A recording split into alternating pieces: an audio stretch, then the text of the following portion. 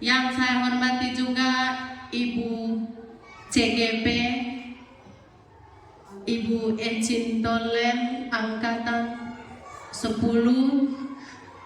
Hari ini pertama-tama marilah kita panjatkan puji dan syukur kita kehadirat Tuhan, karena atas karunia dan berkatnya kita boleh berkumpul di tempat ini untuk mengikuti kegiatan penyebaran pemahaman budaya positif yang dibawakan oleh CGP Angkatan 10, yaitu Ibu Brigita Elsinta Tolen.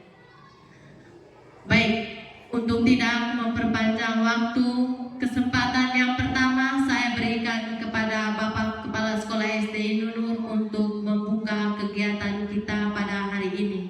Kepada Bapak saya persilahkan. Baik, selamat siang untuk kita semua.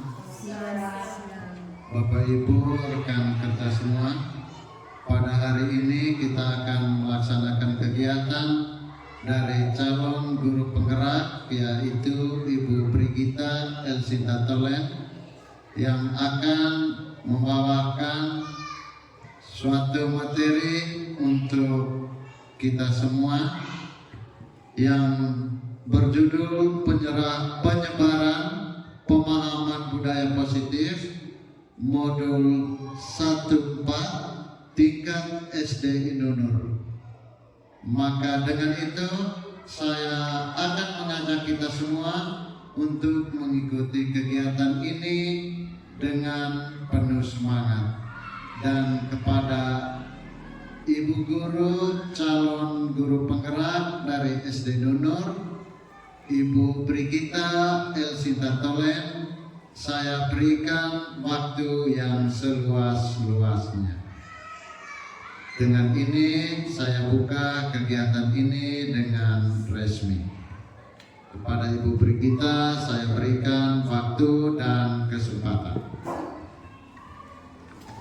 Terima kasih untuk kesempatan yang diberikan oleh Bapak Kepala Sekolah, oleh Ibu MC dan juga Bapak dan Ibu Guru serta para pegawai SD Impres Nunur yang memberikan saya kesempatan untuk melakukan pengimpasan dalam penyebaran pemahaman budaya positif sebagai aksi nyata saya dalam menerapi kegiatan pembelajaran saya selama proses pendidikan calon guru penggerak angkatan 10.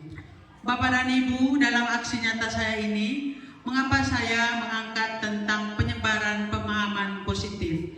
Karena setelah saya mempelajari modul ini, ada begitu banyak hal yang saya pahami, dan hari ini izinkan saya untuk menyebarkannya kepada Bapak dan Ibu Guru supaya nanti kita sepaham, kemudian kita sama-sama mengimplementasikan budaya positif ini di sekolah kita demi kemajuan pendidikan kita ke depannya.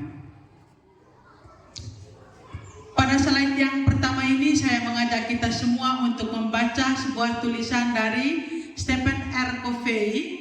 Beliau mengatakan bahwa bila kita ingin membuat kemajuan perlahan sedikit-sedikit, ubahlah sikap atau perilaku Anda.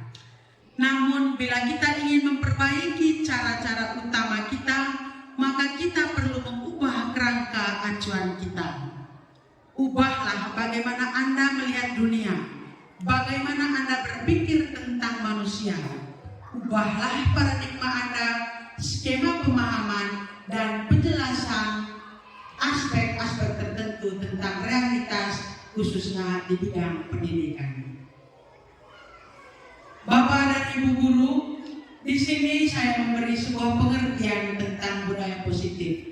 Saya yakin kita semua sudah selama ini juga menjalankan budaya positif, dan sedikit saya memberikan gambaran bahwa budaya positif dalam perspektif nilai-nilai atau keyakinan-keyakinan universal dari seorang guru atau dari seorang peserta didik atau orang tua tentang kemajuan pendidikan.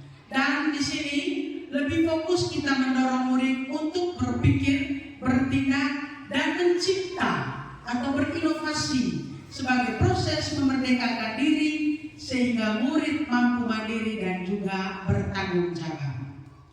Nah, Bapak dan Ibu, dalam aspek pengembangan budaya positif ini ada beberapa konsep inti. Yang pertama adalah perubahan paradigma belajar, lalu disiplin positif, lalu ada nilai-nilai kebajikan dan kebutuhan dasar manusia, memotivasi perilaku manusia, bagaimana posisi kontrol guru, lalu bagaimana kita membuat keyakinan kelas, kemudian yang terakhir adalah segitiga restitusi.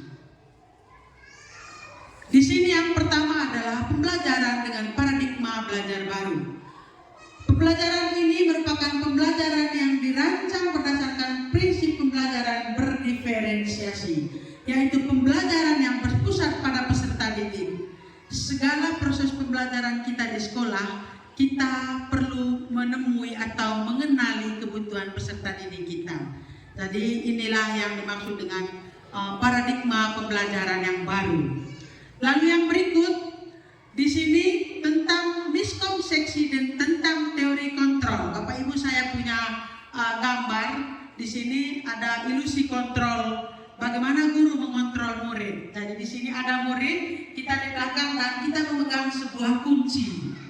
Nah, di sini mengajar kita semua bahwa seorang guru itu betul-betul dia mengetahui, ya, dia mengetahui bahwa siswa itu punya kemampuan. Sejak dia ada di sekolah kita, dia punya kemampuan, di mana kita guru hanya sebagai fasilitator dalam membimbing dia sehingga kemampuan yang dimiliki dirinya ini dapat dia guru sertakan dalam pengembangan diri dan juga nilai akademis serta karakter dirinya. Nah, di sini Bapak, penguatan positif, efektif dan bermanfaat. Guru adalah kuncinya. Kunci dalam arti di sini adalah ketika kita guru membimbing dia ingin menjadi anak yang berkarakter baik, maka dengan sendirinya ketika guru punya niat, maka kita bisa mengontrol emosi diri, mengontrol perkembangan diri atau perkembangan nilai akademis peserta didik itu sendiri. Lalu ilusi bahwa kritik dan membuat rasa bersalah itu mampu menguatkan karakter. Nah, di sini sebentar Bapak Ibu akan saya jelaskan di segitiga restitusi. Lalu ilusi bahwa seorang yang dewasa itu berhak memaksa dalam arti sesuai dengan kebutuhan peserta didik. Nanti akan dijelaskan pada slide berikutnya. Lalu di sini Bapak Ibu, bagaimana kita mengubah paradigma stimulus respon ke pendekatan teori kontrol? Tadi sesuai yang dalam paradigma pembelajaran baru. Dalam stimulus respon ada realitas atau kebutuhan kita. Ya, kebutuhan kita sama dengan peserta didik. Apa saja kebutuhan kita, lalu di teori kontrolnya itu sebenarnya kita punya kebutuhan yang berbeda. Contoh, pada peserta didik kelas 1 atau kelas rendah, dia punya kebutuhan yang berbeda dengan peserta didik di kelas level C. Di kelas 1, kebutuhan paling khususnya adalah kasih sayang.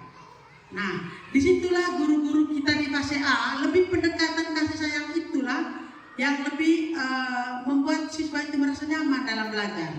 Sedangkan di kelas fase C, dia lebih dalam kebutuhan penguasaan diri, kemerdekaan.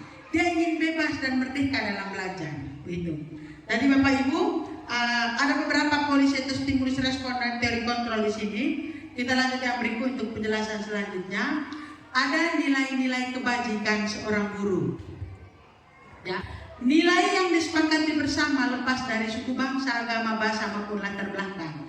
Ada beberapa nilai. Dari yang pertama kita lihat di profil pelajar Pancasila, dia dituntut untuk beriman, bertakwa kepada Tuhan yang Maha Esa, berkebinekaan global, gotong royong, kreatif, dan bernalar. Kemarin kita praobservasi kepala sekolah. Salah satu penekanan kita adalah peserta didik itu dari sekarang harus punya rasa percaya diri. Bagaimana caranya supaya mereka punya rasa percaya diri? Yang pertama, kita sudah melakukan pembiasaan untuk melakukan doa bersama, sehingga siswa itu berdoa dengan doa spontan menggunakan kata dan kalimatnya sendiri. Gitu Bapak Ibu. Dan ini pembiasaan pertama. Kemudian kita memberikan kesempatan untuk siswa mencari sendiri masalah lalu berdiskusi dengan menggunakan bahasa sendiri dan dia mempresentasikan kepada teman-teman. Ini sebagai satu acuan supaya kita bisa membentuk rasa kalimat yang disampaikan guru ketika dia memposisikan dirinya sebagai seorang manajer. Lalu Bapak dan Ibu, ada keyakinan kelas. Saya mau tanya Bapak dan Ibu dulu. Untuk posisi A dan B, ingin saya bertanya dulu. Adakah yang selama ini sudah buat keyakinan kelas atau kesepakatan kelas? Sudah? Fase dari siapa Ibu?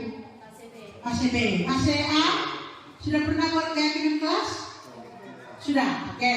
Di fase C sudah ya. Kami ada di fase C sudah. Bapak Ibu. Lalu yang berikut Bapak Ibu ada kebutuhan dasar manusia. Nah Bapak Ibu di sini kita sebagai guru diminta dan dituntut untuk benar-benar memahami kebutuhan dasar manusia. Ketika kita guru apalagi menerima peserta didik yang baru, di situ kita guru punya challenge bahwa apa kebutuhan dasar setiap anak yang masuk itu. Kebutuhan dasar mereka itulah acuan kita untuk bisa membimbing mereka dalam belajar. Jadi kita memahami bahwa kebutuhan dasar manusia itu adalah segala sesuatu yang kita lakukan untuk mendapatkan apa yang kita inginkan. Dan tindakan yang kita lakukan memiliki tujuan. Nah tujuannya apa Bapak Ibu? Ketika kita mengetahui kebutuhan dasar setiap peserta didik, maka dengan sendirinya kita bisa menganalisis capaian pembelajaran kita. Tujuan pembelajaran kita, alur tujuan pembelajaran kita. Kita bisa analisis, oh Bapak anak ini kebutuhan belajarnya, dia lebih suka belajar di lingkungan terbuka. Atau dia lebih suka belajar ketika berdiskusi. Jadi begitu. Dan ini kita sebagai guru perlu memahami kebutuhan dasar manusia khususnya peserta didik. Nah ada 5 kebutuhan dasar manusia Bapak Ibu. Yang pertama dia bertahan hidup. Di sini kebutuhan yang bertahan hidup ini kita memahami bahwa anak ini terpenuhi makanannya, kemudian pakaian, ketika dia melakukan atau meminta bantuan kepada teman selalu dia katakan tolong. Ketika dia melakukan kesalahan, selalulah dia menjadi orang pertama untuk mengeluarkan kata maaf. Lalu ketika dia sudah menerima sesuatu dari orang, selalulah untuk mengatakan terima kasih. Jadi ini yang budaya positif yang menurut kami perlu untuk ditanamkan kepada peserta didik saya. Nah itu sudah dilakukan, sudah seiring berjalannya waktu, anak-anak sudah terbiasa dengan itu. Ya, sudah terbiasa dan saya sudah melakukan konfirmasi dengan anak-anak dengan juga orang tua ya bahwa selain di sekolah itu juga harus dilaksanakan di rumah ketika anak-anak ada di rumah. Nah Bapak Ibu, terima kasih kau sudah kasih pinjam saya ke buku. Nah kau sudah menulis sudah. Terima kasih. Tidak ada buku yang sengaja. Kalau tadi pas pada WC ambil kau punya buku ini tanpa izin. Lain kali kau jangan ambil